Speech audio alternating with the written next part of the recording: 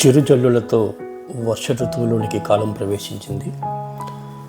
ప్రకృతిలో ఈ సమయం అత్యంత కీలకం.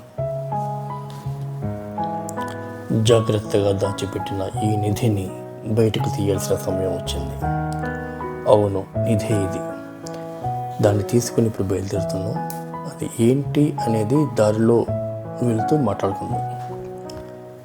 మేమేం చేస్తామంటే ఏదైనా పళ్ళు, ఫ్రూట్స్, సీజనల్ ఫ్రూట్స్ అంటే మామిడి, సపోటా, బొప్పాయి, పనస, సీతాఫలం అలాంటివి తింటున్నప్పుడు కొన్ని చాలా బాగున్నాయి అనిపిస్తుంది.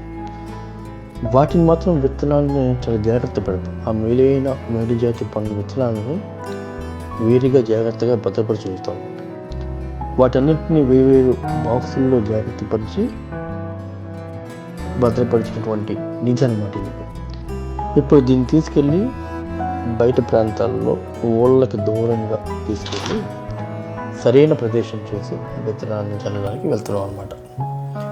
వర్ష ఋతువు ఒక విత్తు సహజంగా మొలకెత్తడానికి అనువైన సమయం కాబట్టి ఇప్పుడు తీసుకెళ్తున్నాం. మనం ఏ ప్రతిఫలాపేక్ష లేకుండా నిష్కామంగా ఒక పని చేస్తే ప్రకృతి కూడా దానికి సహకరిస్తుంది. మేము వేసిన ఆ మేలు జాతి విత్తనాలలో ఏ కొన్నైనా మొలకెత్తి మొక్కలుగా, చెట్లుగా మారి ఆ వృక్షాల నుంచి మనకి ఎంతో ఆక్సిజన్ వస్తుంది. ఎన్నో జీవులకి నీళ్ళనిస్తాయి, ఆవాసాన్ని ఇస్తాయి.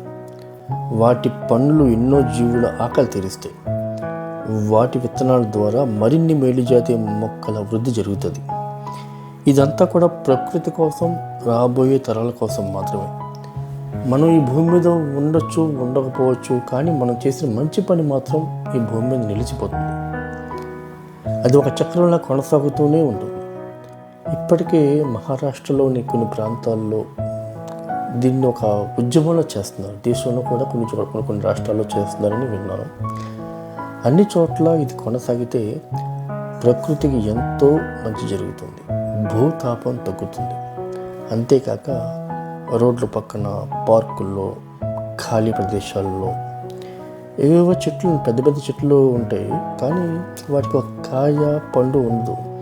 అవి కాకుండా అవన్నీ మేలుజాతి పండ్ల మొక్కలైతే ఏదో ఒక జీవి లేదా ఎవరో ఒకరి కట్టును ఉండుతుంది కదా. గతంలో నేను రాసిన అత్యుత్తమ జీవితం అనే పుస్తకంలో మీరు జీవితంలో కొన్ని గంటల్ని సమాజం కోసం, ప్రకృతి కోసం డొనేట్ చేయడం ద్వారా ఏ రకంగా అద్భుతాలు సాధించవచ్చో రాశాను. దీంట్లో ఆ పాయింట్ కూడా ఉంటుంది. మీరు కొన్ని గంటల సమయాన్ని సమాజం కోసం, ప్రకృతి కోసం డొనేట్ చేయండి.